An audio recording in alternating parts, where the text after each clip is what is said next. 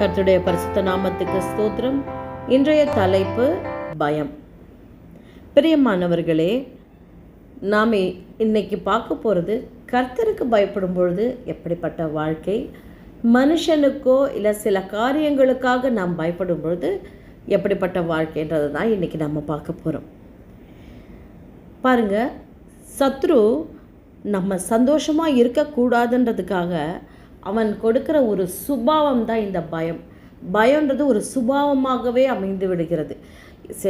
அதாவது சிலர் பார்த்திங்கன்னா எதுக்கு எடுத்தாலும் பயப்படுவாங்க. சிலர் ஒரு சில காரியங்களெல்லாம் உறுதியான ஒரு பயம் இருக்கும். இந்த பயத்துக்கு பின்னால் இருக்கிறது என்ன தெரியுங்களா? அவங்களுடைய அவிஸ்வாசம்.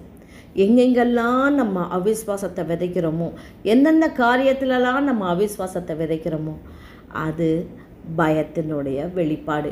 பயம் இருக்கிறதுனால தான் அவிஸ்வாசம் வருது, அவிஸ்வாசம் இருக்கிறதுனால தான் பயம் வருது. பிரியமானவர்களே, கர்த்தருக்கு நம்ம பயப்படும் பொழுது ஆண்டவர் என்ன செய்கிறார் தெரியுங்களா? நீதிமொழிகள் 10:27 கர்த்தருக்கு பயப்படுதல் ஆயுசு நாட்களையே பெருக பண்ணுமா. பாருங்கள், இந்த ஆயுசு நாட்களை கர்த்தருக்கு வெறுமனே பயந்தால் எப்படி ஆயுசு நாள் பெருகும் அப்படின்னு நீங்கள் கேட்கலாம். கர்த்தருக்கு நம்ம பயப்படும் பொழுது ஆண்டவர் நமக்கு ஒரு சிறப்பான ஞானத்தை தருகிறார். ஏன்னா பரிசுத்தரின் அறிவே அறிவு என்று நீதிமொழிகள் 9:10 சொல்லியிருக்கு. அப்போது பரிசுத்தருடைய அறிவை நாம் பெற்றுக்கொண்டு நம்முடைய வாழ்க்கையிலே நாம் செயல்படும் பொழுது நமக்கு பயம் நம்மை விட்டு நீங்குகிறது. ஆண்டவர் ஒரு உற்சாகத்தை, தைரியத்தை நமக்கு தர வல்லவராக இருக்கிறார். கர்த்தருக்கு பயப்பட ஆரம்பிக்கும் பொழுது நமக்கு சமாதானம் கிடைக்கிறது, ஆரோக்கியம் கிடைக்கிறது. ஏன்னா கர்த்தருக்கு பயந்து நம்ம நடக்கும் பொழுது அவர் ஒரு விசேஷமான ஞானத்தில் நம்மை நடத்துவார். எந்த காரியத்தை எடுத்தாலும் நிதானமாக செய்யணும். அதுக்குள்ளே இருக்கிற காரியங்களை ஆராய்ந்து பார்த்து நிதானமாய் செய்யக்கூடிய ஒரு அறிவை கர்த்தர் நமக்கு தருகிறார். பிரியமானவர்களே, இதெல்லாமே ஆசீர்வாதத்தின் ஆரம்ப நிலையாக இருக்கிறது. தொடர்ந்து நாம் கர்த்தரோடு இணைந்து செயல்படும் பொழுது, கர்த்தருக்கு பயந்து ஒவ்வொரு காரியத்திலும் நம்முடைய வாழ்க்கை பாதை முழுவதும் எல்லாவற்றிலும் நம்ம கர்த்தருக்கு பயந்து பயந்து நம்ம நடக்கும் பொழுது ஆண்டவர் ஆசீர்வாதமாக நம்மை நடத்துகிறார். பிறருக்கு சாட்சியாக, பிறருக்கு ஆசீர்வாதமாகவும் நம்மை நடத்துகிறார். ஒரு காரியத்தில் நம்ம வெற்றியை பார்க்கணுன்னா அந்த காரியத்தை குறித்து நமக்கு பயம் ஃபஸ்ட்டு வரக்கூடாது. பயம் எதனால் வருது? அவிசுவாசத்தினாலே பயம் வருகிறது. நீங்கள் கர்த்தரை விசுவாசிக்க ஆரம்பித்தீர்களானால், கர்த்தருக்கு பயப்பட ஆரம்பித்தீர்களானால், எந்த காரியத்தில் நீங்கள் பயப்படுறீங்களோ அந்த காரியத்தில் இருக்க பயத்தை ஆண்டவர் நீக்கி போட்டு அதை தைரியமாக கடந்து போக கர்த்தர் உங்களுக்கு பலன் தருவார். தீயையும் தண்ணீரையும் கடந்து வந்தோம், செழிப்பான இடத்திலே கொண்டு வந்து விட்டீர்னு வேதம் சொல்லுகிறது. அப்போது தீயையும் தண்ணீரையும் கடந்து போகும் பொழுது அந்த சாதாரண மனுஷனுக்கு பயம் வரும். ஆனால் கர்த்தரை நம்பி இருக்கிறவனையும் கிருபை சூழ்ந்து கொள்ளும் என்று வேதம் சொல்லுகிறது. பிரியமானவர்களே, அந்த கிருபையானது அந்த பயப்படுகிற காரியங்களிலே நாம் கடந்து ஆண்டவரோடு கைப்பிடித்து நம்ம கடந்து செல்லும் பொழுது அந்த கிருபை நம்மை அருமையாய் வழி நடத்துகிறது. சரி, ஓகே. ஆண்டவரை விசுவாசிக்கும் பொழுது, ஆண்டவருக்கு பயப்படும் பொழுது இப்படியெல்லாம் இருக்குது. மனுஷனுக்கு பயப்படும் பொழுது என்ன தெரியுமா? மனுஷனுக்கு பயப்படும் பயம் கண்ணியை வருவிக்கும், ஆபத்து தான் வரும். ஒவ்வொரு மனுஷனுக்கும் பயந்து பயந்து செயல்படும் போது நம்ம ஆண்டவருக்கு பயந்து நடக்கணும். உண்மையை, நீதி, நியாயத்தை இழந்து போகிறோம். நியாயமாக நடக்க வேண்டிய காரியங்கள் எல்லாம் நம்ம இழந்து போகிறோம்.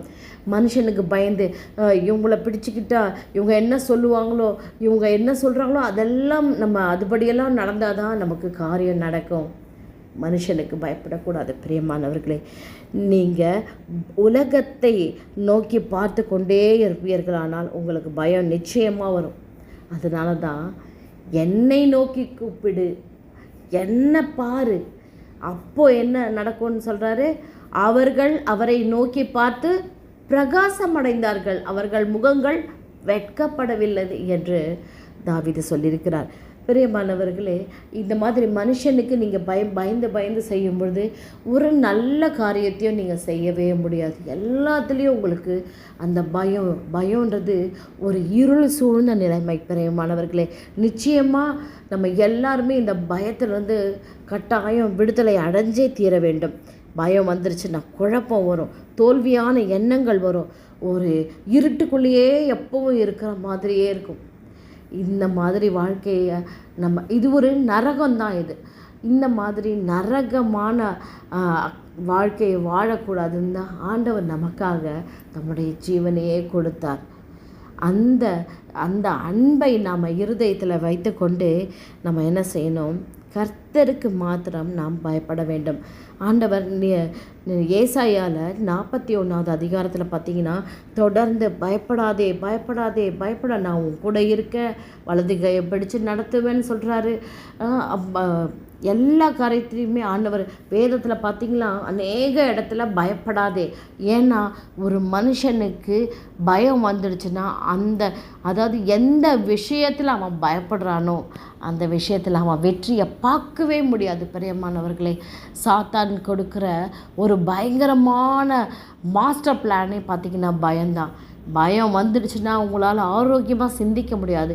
பயம் வந்துடுச்சுன்னா துணிச்சலாக ஒரு காரியத்தை நீங்கள் செய்ய முடியாது. அதனால தான் பயத்தை கொடுக்குறான். அதனால தான் நம்ம ஆண்டவரும் கூட பயப்படாதே பயப்படாதே என்று தொடர்ந்து நம்மோடு சொல்லி கொண்டு இருக்கிறார். அப்புறம் ஒரு முக்கியமான விஷயம் பாருங்கள், என்னங்க இந்த பயத்தை பற்றியே இவ்வளோ இதாக சொல்லிகிட்ருக்கீங்க அப்படின்னு நீங்கள் கேட்கலாம். நீங்கள் பயப்படாமல் இருக்கும் பொழுது ஆண்டவர் உங்கள் கையில் ஒரு பெரிய பொறுப்பை கொடுப்பார். தெரியுங்களா? என்னன்னு கேட்குறீங்களா? லூக்கா 12:32 ஆண்டவர் சொல்கிறாரு, பயப்படாதே சிறுமந்தையே, உங்களுக்கு ராஜ்யத்தை கொடுக்க உங்கள் பிதா பிரியமாக இருக்கிறார். பார்த்தீங்களா? நீங்கள் பயப்படாத வாழ்க்கை வாழ்ந்தீங்கன்னா, கர்த்தருக்கு மாத்திரம் பயந்து நீங்கள் வாழ்ந்தீங்கன்னா, ஆண்டவர் சொல்கிறாரு, உங்கள் பிதா உங்களுக்கு ராஜ்யத்தையே, அவருடைய ராஜ்யம் எவ்வளோ வல்லமையான ராஜ்யம், அந்த ராஜ்யத்தையே உங்களுக்கு கர்த்தர் கொடுப்பாராம். எனவே பிரியமானவர்களே, எதை குறித்தும் பயப்படாதீங்க. எந்த காரியத்தை குறித்தோ எந்த மனுஷனை குறித்தோ நீங்கள் பயப்படவே கூடாது. ஆண்டவர் சொன்னபடியே, பயப்படாதே சிறுமந்தையே, பயப்படாதே, நான் உன்னுடனே இருக்கிறேன். இனி எதற்காகவும் பயப்படாதீங்க. ஆண்டவரை நோக்கி பார்த்தீங்கன்னா உங்களுக்கு எல்லா பயமும் உங்களை விட்டு நீங்கி போகும். ஆண்டவரை நான் எப்படி பார்க்குறதுன்னு கேட்குறீங்க? வேதம் வாசிங்க, சத்தியத்தை எடுத்து வாசிங்க. சத்தியத்தை அறிய அறிய சத்தியம் உங்களை விடுதலை செய்யும். பிரியமானவர்களே, எந்த காரியத்தில் வேணாலும் விடுதலை கொடுக்க ஆண்டவருடைய வார்த்தையினாலே ஆகும். விசுவாசிக்கிறவனுக்கு எல்லாம் ஆகும். நாம் ஜெபிக்கலாம்.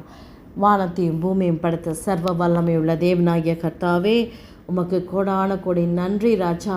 இதோ இந்த நாளிலே இந்த பயத்தை குறித்ததான ஒரு புது வெளிச்சத்தை நீர் எங்களுக்கு கொடுத்தீரே, அதற்காக நன்றி ஆண்டவரே. இனி நாங்கள் பயப்படவோ கலங்கவோ திகைக்கவோ மாட்டோம் என்று உம்முடைய சார்பிலே விசுவாசித்து அறிக்கை பண்ணுகிறோம் ஆண்டவரே. இந்த செய்தியை கேட்கிற, இந்த ஜெபத்தை கேட்கிற ஒவ்வொருடைய வாழ்விலும் ஆண்டவரே, தனிப்பட்ட காரியங்களிலும் அவர்கள் எதற்கெல்லாம் பயப்படுகிறார்களோ அந்த பயத்திலிருந்து நீர் நிரந்தரமான விடுதலை, அவர்களுக்கு ஒரு நிச்சயமான விடுதலை நீர் தரும்படியாய் ஜெபிக்கிறோம் தகப்பனே. ஒவ்வொருவரும் ஆண்டவரே இந்த விடுதலையை பெற்றுக்கொண்டு மெய்யாகவே கர்த்தர் எனக்காக யாவையும் செய்து முடித்தார், என்னை விடுதலை செய்தார் என்று சாட்சி சொல்லும்படிக்கு அதிசயமாய் நடத்தப் போவதற்காக உமக்கு ஸ்தோத்திரம். துதி கன மகிமை எல்லாம் உமக்கே ஏறெடுக்கிறோம். இயேசுவின் மூலம் ஜெபிக்கிறோம் எங்கள் ஜீவனுள்ள நல்ல பிதாவே. ஆமேன், ஆமேன், ஆமேன்.